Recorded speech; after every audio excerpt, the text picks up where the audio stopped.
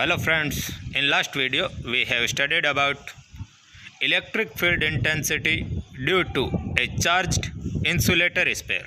Now our next topic is force on surface of charged conductor. As we know that whole charge will be distributed on surface of charged material, as we have seen in electric field intensity due to charged conducting sphere. Now take a sphere of radius capital R. Material is conducting, so whole charge will be present at surface of sphere. Let net charge is Q. To calculate force on surface, why a force is acting? Since we know that there will be a repulsion force between charges of same nature and whole charge is of positive nature. These positive charge will repel each other. To calculate amount of force, take a small part on surface of conductor AB and remaining part is ACB. Remaining part is ACB. Okay. Take a point P1 just outside the small part AB, just outside. Distance between P1 and AB should be negligible, but there is some distance. And a point P2 just inside the small part AB. Now, as we know that direction of electric field intensity due to positive charges in outward direction. So,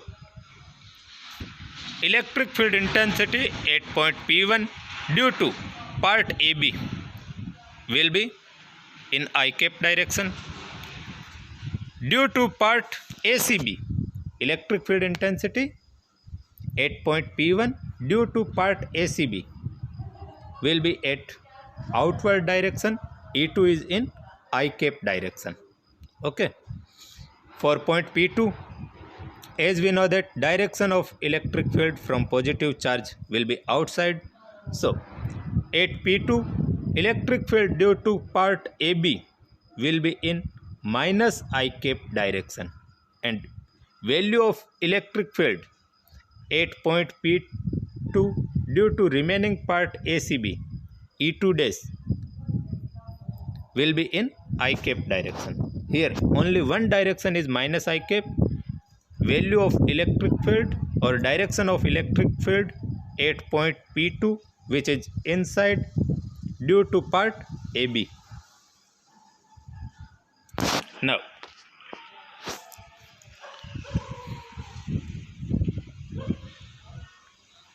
we know that electric field intensity due to infinity charged sheet, since distance between point P1 and part AB is negligible, so part AB will act as infinity sheet for point P1, which is sigma upon 2 epsilon naught.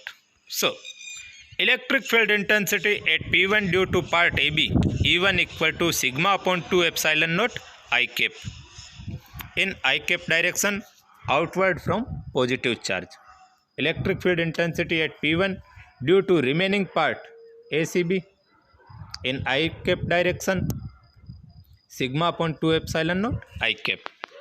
But electric field intensity at point P2 due to part AB, take E1 dash sigma upon 2 epsilon naught in minus I cap direction. Point P2 is inside the sphere, so part AB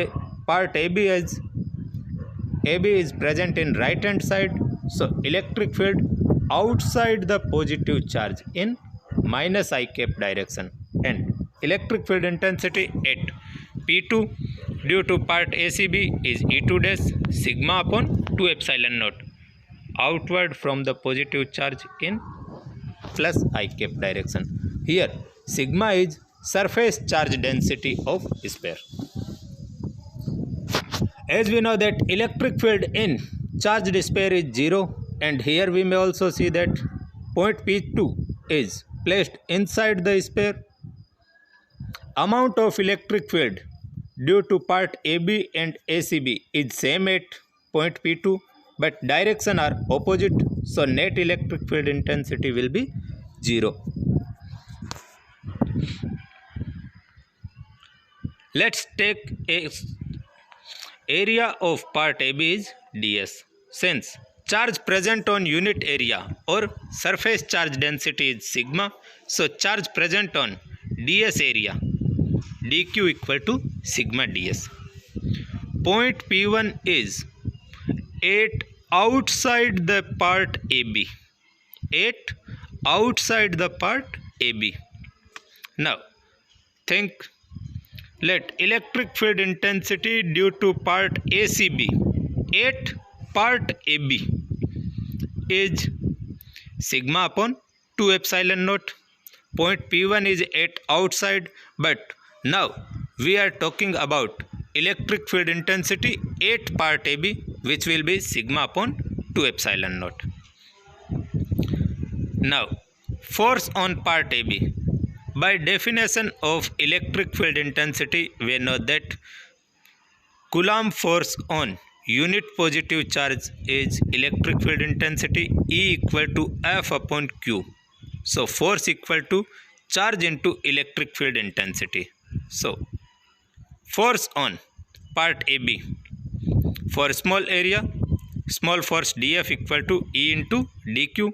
Value of dQ is sigma into ds and value of E is sigma upon 2 epsilon naught. So dF will be sigma square ds upon 2 epsilon naught.